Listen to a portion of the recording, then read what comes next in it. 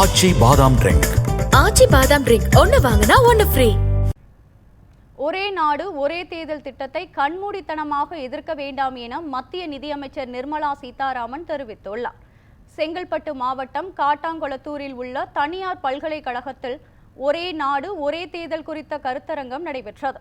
இதில் மத்திய நிதியமைச்சர் நிர்மலா சீதாராமன் கலந்து கொண்டு பேசினார். அப்போது கண்மூடித்தனமாக ஒரே நாடு ஒரே தேர்தல் திட்டத்தை எதிர்க்க வேண்டாம் என்றும் 2029 மக்களவை தேர்தலுக்கு பிறகு ஒரே நாடு ஒரே தேர்தலுக்கான நடைமுறை தொடங்கப்படும் என்றும் தெரிவித்தார். மத்தியிலும் மாநிலத்திலும் நிலையான ஆட்சி தேவை என்றும் மத்திய நிதியமைச்சர் கூறினார். திரு சரத் பவார் அவர்கள் பிரஹலாத் ஜோஷி பார்லிமெண்டரி அஃபேர்ஸ் மினிஸ்டரா இருந்தபோது அவர்கள் லெட்டர் எழுதுறாரு. The idea of one nation, one election is a good one அப்படிங்கிறார் சரத் பவார்.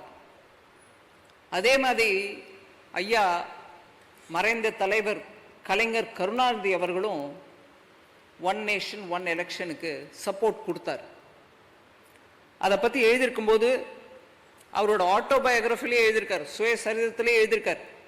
ஆனால் இன்னைக்கு முதல் அமைச்சராக இருக்கக்கூடிய திரு ஸ்டாலின் அவர்கள் அவர் தந்தையார் சொன்ன அந்த வழியில் போகாமல் நான் எதிர்ப்பேன், எங்களுக்கு வேண்டாம் ஒன் நேஷன் ஒன் எலெக்ஷன் சொல்கிறது. அதனால் இப்போ இருக்கக்கூடிய resistance one nation one election நடக்க விடாமல் தடுக்கிறதுக்காக நிற்கிறவங்க எல்லாரோட ஒவ்வொரு பின்புலம் பார்த்தோம்னா சப்போர்ட் பண்ணவங்க தான். ஆனால் இன்னைக்கு எனக்கு பொலிட்டிக்கலி ஷார்ட் சைட்டடாக எனக்கு இது உபயோகமாக இருக்குது, அதனால எதிர்ப்பு தெரிவிப்பேன் அப்படின்னா நம்ம நாட்டை பற்றி யோசிக்க வேணாமா? ஏன் 2034 தாங்க parliament, Lok Sabha and assemblies are going to come to alignment. இன்னைக்கே நீங்கள் அதை பற்றி வேணான்னு சொல்லிட்டு இருக்கிறதுனால 34 நம்ம இளைஞர்கள் எதிர்பார்க்குற செலவை குறைங்க ஐயா, நாட்டை முன்னேற்றுங்க, எங்களுக்கு வேலை வாய்ப்பு கொடுங்க, இந்த நாட்டை முன்னேற்றத்துக்கு என்னெல்லாம் டெக்னாலஜிக்கல் அட்வான்ஸ்மெண்ட் பண்ணணுமோ அதுக்கு இன்வெஸ்ட் பண்ணுங்க, இன்னோவேஷனில் பணம் போடுங்க. ஸ்டார்ட் அப்ஸ் பண்ணுறதுக்கு இன்றைக்கி வெளிநாட்டிலேருந்து இருக்கக்கூடிய நம்ம இளைஞர்கள் திரும்பி வந்து நம்ம நாட்டில் பண்ணணும்னு வரவங்க இவங்களுக்கெல்லாம் அப்போ 34 அவங்க நம்மளை பற்றி என்ன நினைக்கிறோம்? வாய்ப்பை இழந்துட்டாங்க அப்படின்னு சொல்கிறது அந்த குற்றம் நம்ம மேலே வருமா இல்லையா?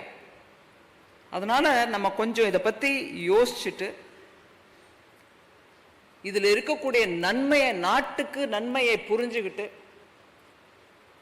நம் சகோதரர்களோ நண்பர்களோடையோ பேசும்போது ஒன் நேஷன் ஒன் எலெக்ஷன்ங்கிறது யாரோட பெட் ப்ராஜெக்டும் இல்லை, நம்ம நாட்டுக்கோசம் நம்ம நாட்டு நலனுக்கோசம் எடுத்துட்டு வரக்கூடிய திட்டம். இது குறுகிய நோக்கத்தோட இல்லை, நாளைக்கே இம்ப்ளிமெண்ட் பண்ண போறது இல்லை. அதுக்கான அந்த ப்ளூ பிரிண்ட் நம்ம முன்னாடி கொடுத்துட்டாங்க.